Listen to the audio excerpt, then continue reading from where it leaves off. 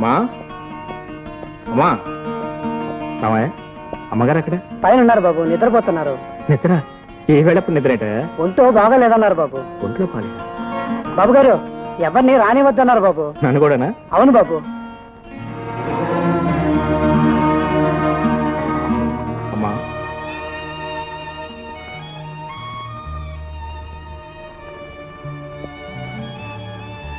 రామయ్య చెప్పిన నిజమేనా అమ్మా? నన్ను కూడా లోపల రానే వద్దన్నారట. అవును బాబు. ఏమ్మా నేనేం తప్పు చేశా నాకు ఇంత శిక్ష విధిస్తున్నారు? బాబు నీకు నా మీద చాలా అభిమానం కదా. అవునమ్మా, అది వేరే మాటల్లో చెప్పాలా? అందుకే ఇంటికి రావద్దంటున్నాను. అర్హత లేని మమకారాలు మనసుల్ని క్షోభ పెడతాయి. నిన్ను చూస్తే నా బిడ్డ కళ్ళల్లో కదులుతాడు, నన్ను చూస్తే నీకు నీ తల్లి కళ్ళ ముందున్నట్టుంటుంది. కానీ ఒకరికొకరు దగ్గర కాలేం. ఎందుకు ఈ వేదన, ఎందుకు కలిసి రాని మమకారాలు? అయితే నన్ను మీరు ఇక్కడ రావద్దంటున్నారమ్మా? ఇన్నాళ్ళు ఏకాకిగా బతకడం అలవాటు చేసుకున్నాను. నన్ను ఇలాగే బతకని బాబు.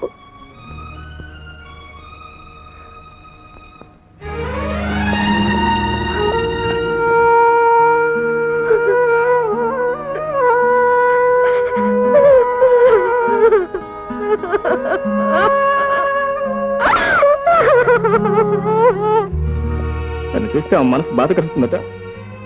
అందుకని నన్ను చూడకుండా ఉండటం కోసం అలవాటు చేసుకుంటుందట. చేసుకోవారు, నేను అలవాటు చేసుకుంటాను. ఎన్నాళ్ళు ఇవి లేకుండా నేను బ్రతకలేదా? ఎన్నేళ్ళు నేను బ్రతకలేదా? దర్జాగా బ్రతుకుతాను. నేను అలవాటు చేసుకుంటాను.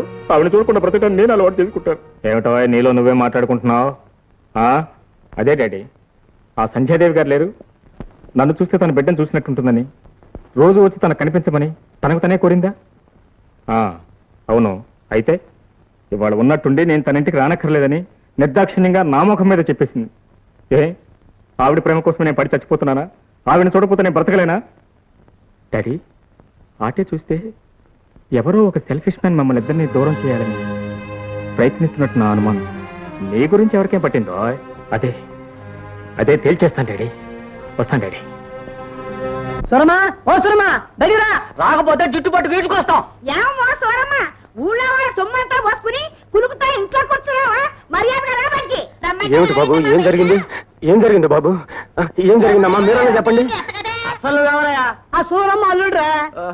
సరేలేవయ్యా, అసలు ఏం జరిగింది? ఏం జరగడం ఏంటి? మీ అత్త సంగతి ఊళ్ళో అందరి దగ్గర దోచుకొచ్చి ఇంట్లో పోస్తుంది. నువ్వు పూల రంగలా కులుకుతూ తింటూ ఇంట్లో కూర్చో. నీది బతికేనా? మాటలు తిన్నగా రాని, అసలు ఏం జరిగిందో చెప్పవయ్యా. చెప్పరా చెప్పు. ఏమిటా చీటీలు అని చెప్పి ఇప్పుడు 2000 రూపాయలు వసూలు చేసింది.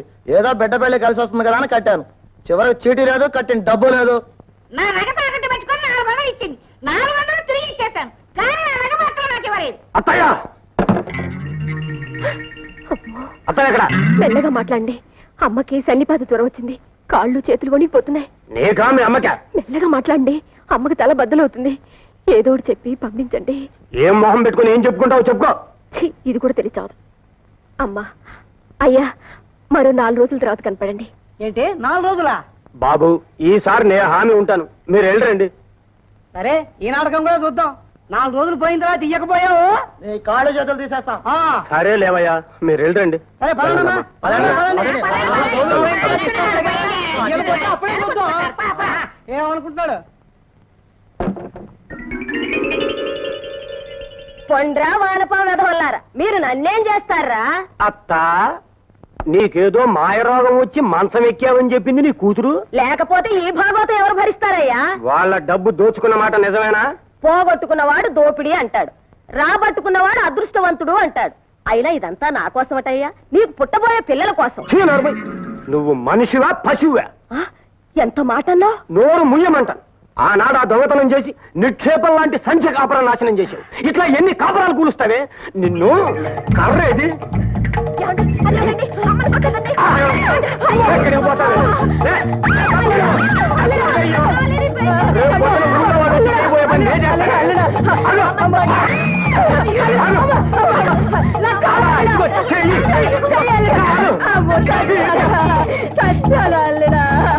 నేను రేపొద్దున జైలుకి వెళ్ళినా సరే నీలాంటి దాన్ని చంపితే 40 కుటుంబాలు బాగుపడతాయి.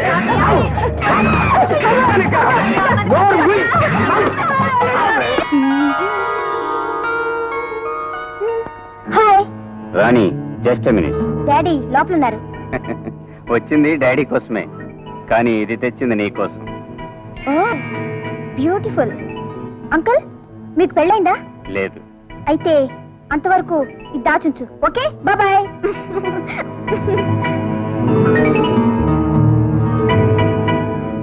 Good morning boss. ఓ జగ్గు, గుడ్ మార్నింగ్. ఏమిటి విశేషం? ఇది సింగపూర్ నుంచి వచ్చిన బాక్స్. Very good. అనుకున్నది సాధిస్తున్నావు. అంతా మీ ట్రైనింగే బాస్. నన్నే నమ్ముకుంటే నేను లక్షాధికారం చేస్తాను. చాలా థ్యాంక్స్. నా జీవితాంతం మీకు సేవ చేస్తూ ఉండాలనే నా కోరిక.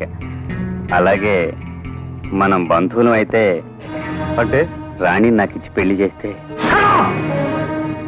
ఏం కూసావరా? రాణి నీకిచ్చి పెళ్లి చేయాలా? ఈ మాట అనడానికి ఎంత ధైర్యం నీకు? ఇలాంటి ఆలోచన ఇంకోసారి ఈ బుర్రలోకి వచ్చిందో understand. Sorry sir. Get out, get out. రాజాధిరాజాయ ప్రసన్న సాహినే నమో వయం వై ధవళాయ.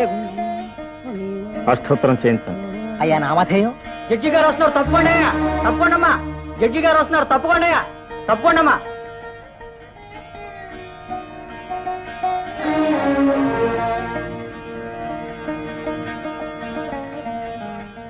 నమస్కారమ్మా. నమస్కారం. కాసేపాయలు సార్, జడ్జి గారు వచ్చారు. ఆగండి. ఇది దేవాలయం.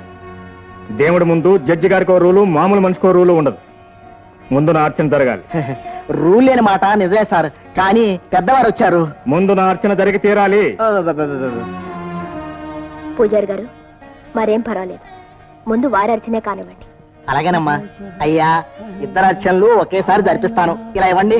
కోపగించుకుంటే ఎలా బాబు? ఇలా తెమ్మా. ఇలా. ఇవాళ మా అబ్బాయి పుట్టినరోజు. పేరు శ్యామ్. అతని పేరు అర్చన చేయించాలి. అలాగే బాబు. అమ్మా తమరు? ఇవాళ మా అబ్బాయి పుట్టినరోజండి, అతని పేరు మీద జరిపించండి. చిరంజీవి నామధేయం? శ్యామ్ కుమార్. శుక్లాంబరధరం విష్ణుం శశివర్ణం చతుర్భుజం ప్రసన్నవదనం జాయే సర్వ విఘ్నోపశాంతయే. సారీ డాడ్, కొంచెం ఆలస్యం అయిపోయింది. అమ్మా, కళ్ళు మూసుకుని దేవుడికి దండం పెట్టుకో. పూజారి గారు, అయ్యా. వీడే మా అబ్బాయి శ్యామ్. అయ్యా. ముందు హారతి వాడికి ఇవ్వండి. అలాగే తీసుకోండి సార్, తీసుకోండి. అమ్మా హారతి తీసుకోండి. డాడీ, మీరు వెళ్తుండండి, నేను ఇప్పుడు వచ్చేస్తాను. ఏం లేదు డాడీ, కొంచెం కొంచెం సంజయ్ దగ్గరతో మాట్లాడేస్తాను. ఏమిటో ఆవిడతో నువ్వు మాట్లాడేది? అదే డాడీ, ఆ విషయం లేదు, ఆ విషయం తెలుసుకుని వస్తాను. డాడీ ప్లీజ్, ఇప్పుడే వచ్చేస్తానన్నా కదా. సరే, నువ్వు నీ పిడివాదం త్వరగా వచ్చాయి.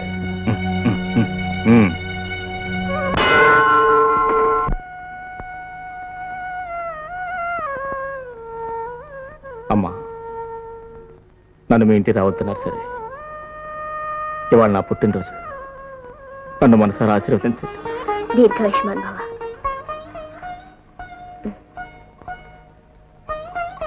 బాబు, మా ఇంటికి రావద్దన్నానని బాధపడుతున్నావా? బాధపడకుండా ఎలా ఉండగలమ్మా? బాబు, నిన్ను చూసినా బాధే కలుగుతుంది, చూడకపోయినా బాధే మిగులుతుంది. పోనీ రోజు నన్ను చూస్తూ కనీసం నా బాధనే తొలగించవచ్చు. అలాగే బాబు, నీ ఇష్టం. అంటే ఇదివరకు వచ్చినట్టు రోజు నేను మీ ఇంటికి రావచ్చా? తప్పకుండా.